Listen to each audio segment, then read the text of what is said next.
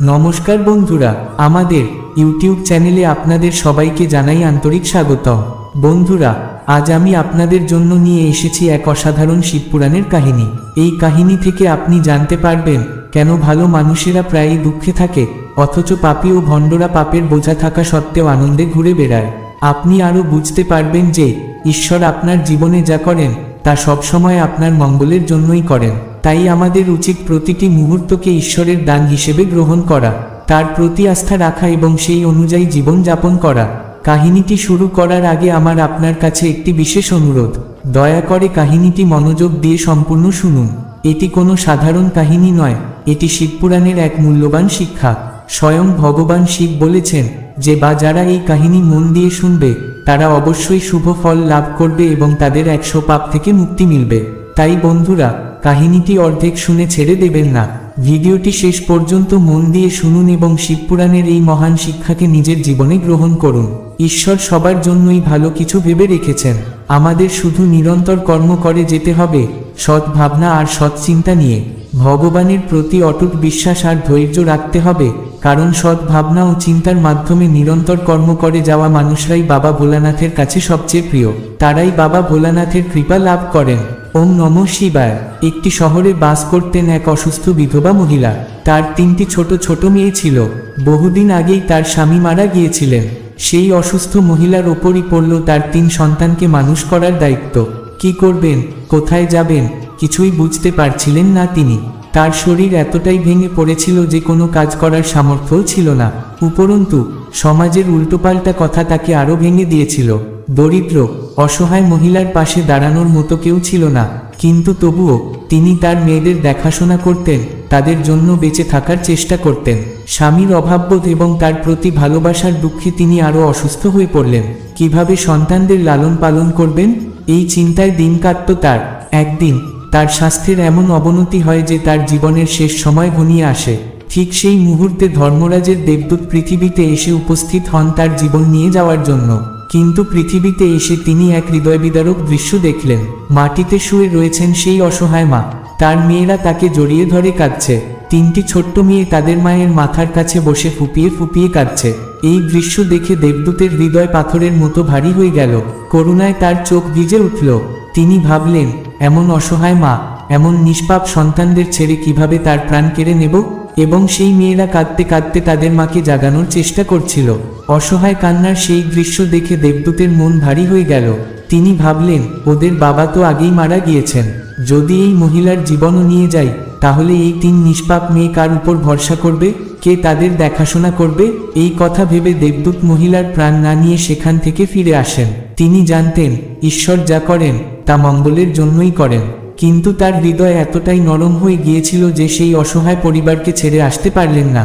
এদিকে ধর্মরাজ দেবদূতকে দেখে ক্ষুব্ধ হয়ে জিজ্ঞাসা করলেন, তুমি সেই মহিলার প্রাণ নিতে গিয়েছিলে, তাহলে এখন খালি হাতে কেন ফিরে এলে? এ কি অবাধ্যতা। দেবদূত বিনয়ের সঙ্গে বললেন, হে প্রভু, আমার ভুল হলে আমাকে ক্ষমা করুন। আমি চাইলেও সেই মহিলার জীবন আনতে পারিনি। যদি আমার জায়গায় আপনি থাকতেন তাহলেও হয়তো খালি হাতেই ফিরে আসতেন। আমি সেই অসহায় মা এবং তার ছোট্ট 3 মেয়ের দুঃখ সহ্য করতে পারিনি। তারা কাঁদছিল, তাদের মাকে জাগানোর চেষ্টা করছিল। ওদের দেখার মতো পৃথিবীতে কেউ ছিল না। যদি আমি সেই মহিলাকে নিয়ে আসতাম তবে সেই 3 নিষ্পাপ মেয়ের কি হতো? পৃথিবীর মানুষ এতটাই স্বার্থপর হয়ে গেছে যে বিনা কারণে কেউ কারো পাশে দাঁড়ায় না। যদি কেউ সাহায্য করে তবে প্রতিদানের আশা করে বা নিজের অহংকারে সারা জীবন অন্যদের পায়ের নিচে রাখতে চায়। হে প্রভু, আমার মনে হয় ওই মহিলাকে কিছুটা সময় দেওয়া উচিত, যাতে সে তার মেয়েদের বড় করতে পারে এবং তাদের ভবিষ্যৎ গড়ার জন্য শক্তি অর্জন করতে পারে। দেবদূতের কথা শুনে ধর্মরাজ ক্রুদ্ধ হয়ে উঠলেন। তিনি ধমকের সুরে বললেন, অহেতুক আবেগে তুমি ঈশ্বরের নিয়ম লঙ্ঘন করেছ। এই সৃষ্টির নিয়মে না কেউ 1 মুহূর্ত কম বাঁচতে পারে, না 1 মুহূর্ত বেশি। সময় হলে তাকে চলে যেতেই হবে। ঈশ্বর যা করেন তিনি সবার মঙ্গলের জন্যই করেন। তুমি কে তার নিয়ম বদলানোর? তুমি মহিলাকে না এনে গুরুতর অপরাধ করেছ, তোমাকে এর পরিণতি ভোগ করতেই হবে। যেই পৃথিবীর মানুষের জন্য তোমার এত মায়া ভালোবাসা, সেই পৃথিবীতেই তোমাকে জন্ম নিতে হবে। তুমি মানুষ হয়ে সেখানে নিজের পাপের ফল ভোগ করবে। ধর্মরাজের কথা শুনে দেবদূত অত্যন্ত চিন্তিত হয়ে বললেন, হে প্রভু, আমি কবে কিভাবে পৃথিবীর পাপ থেকে মুক্তি পাব? ধর্মরাজ বললেন, যখন তুমি পৃথিবীতে যাবে তখন তোমার নিজের মূর্খতা দেখে 3বার হাসবে, সেই 3টি মুহূর্তেই তুমি মুক্তি লাভ করবে। এই বলে ধর্মরাজ দেবদূতকে পৃথিবীতে পাঠিয়ে দিলেন। দেবদূত মানুষ হয়ে পৃথিবীতে এলেন। তার শরীরে কোনো কাপড় ছিল না। পৃথিবীর নিয়ম অনুযায়ী একজন মানুষ যখন জন্ম নেয় তখন উলঙ্গ অবস্থাতেই জন্মায়। যদিও দেবদূত জন্ম নেননি, তিনি রাস্তার পাশে শুয়েছিলেন, সম্পূর্ণ উলঙ্গ। তীব্র ঠান্ডায় তার শরীর কাঁপছিল। সেই সময় সেখান দিয়ে এক মুচি যাচ্ছিলেন। মুচি নিজের বাচ্চার জন্য শীতের পোশাক কিনতে যাচ্ছিলেন। পথের মধ্যে তিনি সেই উলঙ্গ লোকটিকে এই অবস্থায় শুয়ে থাকতে দেখলেন। দেবদূতের অসহায় অবস্থা দেখে তার হৃদয় করুণা জাগল। তিনি ভাবলেন, নিজের সন্তানের জন্য পোশাক কিনব, কিন্তু এই মানুষটা ঠান্ডায় মারা গেলে তার জন্য কে কিছু করবে? এমন ভাবনা নিয়ে তিনি নিজের সন্তানের জন্য পোশাক কেনা বাদ দিলেন, বরং তিনি ওই দেবদূতের জন্য একটি কাপড় ও কম্বল কিনলেন। এরপর মুচি সেই কাপড় এনে দেবদূতকে দিলেন। দেবদূত চোখের জল ধরে রাখতে পারলেন না। তিনি কেঁদে বললেন, ভাই, আপনি আমাকে কাপড় দিয়ে বড় উপকার করলেন। আপনি আমাকে ঠান্ডার হাত থেকে বাঁচালেন, কিন্তু আমার তো কোনো ঘর নেই, কোনো পরিবার নেই। আমি খাবার পাবো কোথায় সেটাও জানি না। মুচি হেসে বললেন, হে ভাই, চিন্তা করবেন না, আপনি আমার বাড়িতে চলুন।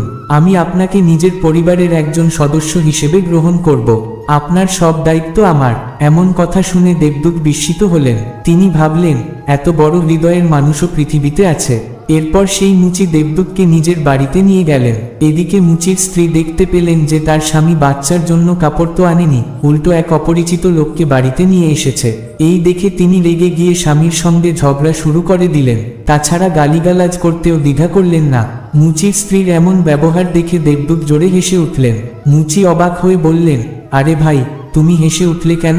এমন কি দেখলে যে এত হাসছো? তখন দেবদূত মুচিকে বললেন, ভাই, আমার এই হাসির কারণ এখনই আপনাকে বলতে পারবো না, সময় হলে তখন নিজেই সব জানিয়ে দেব। এরপর দেবদূত মুচির বাড়িতে থাকতে শুরু করলেন। কিছুদিনের মধ্যেই তিনি মুচির সব কাজ শিখে নিলেন। দেবদূতের তৈরি জুতো ও চপ্পল বাজারে ভালোই বিক্রি হতে লাগলো। তার গুণে মুচির ব্যবসা দ্রুত বেড়ে গেল। খুব অল্প সময়ের মধ্যেই মুচি ধনী হয়ে উঠলেন। তার তৈরি জুতো এত বিখ্যাত হয়ে গেল যে দূর দূরান্ত থেকে মানুষ এসে তার কাছে জুতো বানাতে চাইত। এমনকি রাজা মহারাজারাও তাকে জুতো বানানোর আদেশ দিতেন। মুচি বুঝতে পারলেন, দেবদূত তার বাড়িতে আসার পর থেকেই তার ভাগ্য বদলে গেছে। তার আর টাকার অভাব থাকলো না। জীবন যেন একেবারে সঠিক পথে এগোতে শুরু করলো। কিছুদিন পর একদিন ঘটল একটি বিশেষ ঘটনা। রাজার একজন সৈন্য মূল্যবান চামড়া নিয়ে মুচির কাছে এলেন। তিনি বললেন, শোনো, আমাদের মহারাজ এই চামড়ার জুতো পরতে চান। এটা খুবই দামি চামড়া, তাই একজোড়া জুতো সুন্দরভাবে তৈরি করো।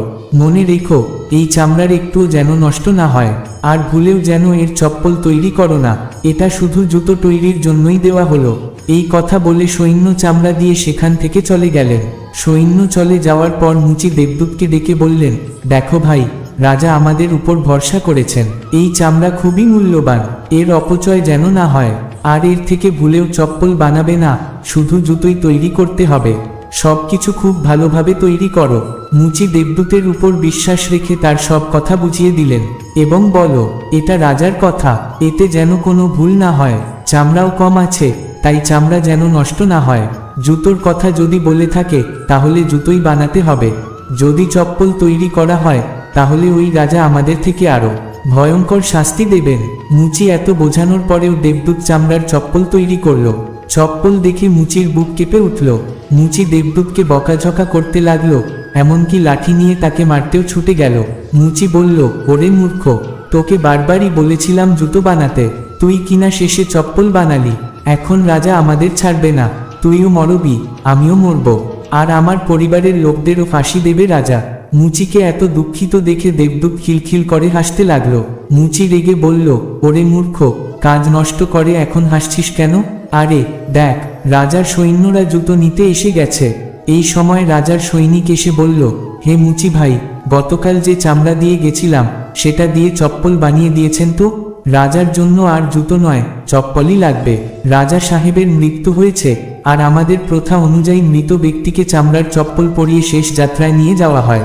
এই কথা শুনে মুচির মুখে হাসি ফুটে উঠল, আর দেবদূত তখন মুচির দিকে তাকিয়ে মুচকি হাসল। পরের দিন 3 মেয়েকে নিয়ে এক বৃদ্ধা মহিলা মুচির দোকানে এলেন। সেই 3 মেয়েরই বিয়ে হতে চলেছে, তাই তারা তাদের জুতোর মাপ দিতে এসেছেন। দেবদূত ওই 3 মেয়েকে দেখে থমকে গেল। সে তাদের চিনতে পারছিল, কিন্তু তাদের সাথে তার কি সম্পর্ক সেটা ভাবতে ভাবতে সে গভীর চিন্তায় পড়ে গেল। দেবদূত চমকে উঠল। এই 3 জন সেই মেয়ে যাদের মাকে না নিয়ে যাওয়ার জন্য তাকে মানুষের রূপে শাস্তি পেতে হয়েছে। মেয়েগুলো এখন অনেক বড় হয়ে গেছে, আর দেখে মনে হচ্ছে তারা বড় কোনো ঘরে বিয়ে হতে চলেছে। দেবদূত বৃদ্ধার দিকে তাকিয়ে জিজ্ঞাসা করল, মা, এরা কে? আপনি কি এদের মা? বৃদ্ধা শান্ত গলায় বললেন, হ্যাঁ বাবা, এদের মা ছোটবেলায় চলে গেছে। তখন থেকেই আমি এদের আমার কাছে রেখে দিয়েছি। জানো, আমার কোটি কোটি টাকার সম্পত্তি আছে, কিন্তু দুর্ভাগ্যবশত আমার নিজের কেউ নেই। তাই এই 3 মেয়েকে আমি সন্তান স্নেহে বড় করেছি, ভালো খাইয়েছি, পড়াশোনা করিয়েছি, আর এখন তাদের বিয়ে দিতে যাচ্ছি। মেয়েদের ভাগ্য দেখে দেবদূতের মনে গভীর চিন্তা এলো। সে মনে মনে ভাবল, সত্যি ভগবান যা করেন ভালোই করেন। সেই সময় যদি এদের মা মারা না যেতেন, তাহলে তারা হয়তো অনাহারে দরিদ্রতায় কাটিয়ে দিত। কিন্তু আজ তাদের মা হারা জীবনে এই বৃদ্ধাই তাদের আশ্রয় দিয়েছেন, আর এখন এই 3 মেয়েই ধনী পরিবারে পুত্রবধূ হতে চলেছে। শুধু তাই নয়, এই বৃদ্ধার কোটি টাকার সম্পত্তির মালিকও হবে এই 3 মেয়ে। সবকিছু ভাবতে ভাবতে দেবদূত নিজের মূর্খতার কথা ভেবে জোরে জোরে হাসতে লাগলো। মুচি তখন অবাক হয়ে বলল, তুমি হঠাৎ এভাবে হাসছো কেন? কি হলো তোমার? দেবদূত এবার মুচির দিকে তাকিয়ে বলল, তোমাকে আমার আসল পরিচয় দিতে হবে। আমি মানুষ নই, আমি একজন দেবদূত। মুচি চমকে উঠে বলল, দেবদূত? তুমি মজা করছো নাকি? কিসের দেবদূত? দেবদূত মুচির পাশে বসে পুরো ঘটনা খুলে বলল। সে বলল, এই যে 3টি মেয়ে, এদের মাকে আমি নিতে এসেছিলাম। সেদিন এরা এতই ছোট ছিল যে মায়ের অভাব এদের কতটা কষ্ট দেবে তা ভেবে আমি তাদের মাকে নিতে পারিনি। সেই সময় এদের বাবা আগেই মারা গিয়েছিলেন। এই কারণেই ধর্মরাজ আমাকে অভিশাপ দিয়ে পৃথিবীতে পাঠিয়েছিলেন। আমি তখন কাপড় ছাড়াই রাস্তার পাশে শুয়েছিলাম। তারপর তুমি আমাকে তোমার ঘরে নিয়ে এলে। সেই সময় তোমার স্ত্রী তোমার সাথে খুব ঝগড়া করেছিল, কারণ তুমি তোমার বাচ্চার জামাকাপড় কেনার টাকার বদলে আমার জন্য কাপড় আর কম্বল কিনেছিলে। দেবদূত হাসতে হাসতে বলল, তোমার স্ত্রীর তখনকার বোকামি দেখে আমি প্রথমবার হেসেছিলাম, কারণ সে লাভ দেখতে পাচ্ছিল না, যা আমি বুঝতে পেরেছিলাম। আমি যখন তোমার বাড়িতে আশ্রয় পেয়ে ঘুরতে শুরু করেছিলাম, তখন থেকেই তোমার জীবনে পরিবর্তন আসতে শুরু করেছিল। সে আরও বলল, দ্বিতীয়বার আমি হেসেছিলাম যখন তুমি রাজার জুতো না বানিয়ে চপ্পল বানিয়েছিলে, আর লাঠি নিয়ে আমার পেছনে দৌড়েছিলে। তুমি তখন রাজার ভয়ে চিন্তিত ছিলে, কিন্তু তুমি জানতেই না রাজার সাথে কি ঘটতে চলেছে। দেবদূত গভীরভাবে বলল, জানো, অনেক সময় এমন হয় যে আমরা যা দেখতে পাই না তা নিয়েই ভয় বা দুঃখে ভেঙে পড়ি, কিন্তু বাস্তবে ঈশ্বর সবসময় আমাদের ভালোর জন্যই কিছু করেন। আমরা যখন খারাপ কিছু দেখে ঈশ্বরের উপর রেগে যাই বা তার উপর থেকে বিশ্বাস হারাই, তখনই আমাদের ভাগ্যের পরিবর্তন থেমে যায়। আমরা আমাদের ভবিষ্যতের ভালো দেখতে পাই না, আর তাই বর্তমানের আনন্দ মুহূর্তগুলো বিষাদে পরিণত করি। সে বলে চলল, জীবনে ভালো এবং খারাপ 2 ধরনের ঘটনাই ঘটবে, কিন্তু আমাদের মনে রাখা উচিত যে ভগবান যা করেন তা আমাদের ভালোর জন্যই করেন। এই বিশ্বাস নিয়ে এগিয়ে যেতে হবে। ভালো মানুষরা দুঃখী থাকে কারণ তাদের জন্য ভগবান ভবিষ্যতে কিছু ভালো রাখেন। আর দ্বিতীয় কারণ হলো, ভালো মানুষরা সর্বদা ঈশ্বরের সাথে সংযুক্ত থাকে, তাদের সেই সংযোগ ধরে রাখার জন্যই তারা কিছু কষ্ট পায়। সবশেষে দেবদূত বলল, তোমার জীবনের প্রতিটি ঘটনা, এমনকি আমার জীবনে আসা এবং এই শাস্তি, সবই ঈশ্বরের পরিকল্পনার অংশ। এটা ভেবে দুঃখ করা উচিত নয়, বরং ঈশ্বরের উপর বিশ্বাস রেখে এগিয়ে যেতে হবে। এই বলে দেবদূত মুচিকে সবকিছু বুঝিয়ে ধর্মরাজের কাছে ফিরে গেল। বন্ধুরা, এই গল্প থেকে আমাদের শিক্ষা নিতে হবে। যদি আমার কথায় কোনো ভুল হয়ে থাকে, আমি ক্ষমা প্রার্থী। আশা করি গল্পটি আপনাদের ভালো লেগেছে। যদি ভালো লেগে থাকে তাহলে এটি একটি লাইক দিয়ে দিন এবং কমেন্টে লিখুন, হর হর মহাদেব। ভিডিওটি শেয়ার করে অন্যদের সাথেও ছড়িয়ে দিন, যাতে কেউ ভবিষ্যতের চিন্তায় তার বর্তমানের আনন্দকে বিষাদে পরিণত না করে। ঈশ্বর সবার জন্যই ভালো কিছু ভেবে রেখেছেন, তিনি সবার মঙ্গল করবেন। আবার আসবো নতুন গল্প নিয়ে। ততক্ষণ ভালো থাকুন, সুস্থ থাকুন। নমস্কার।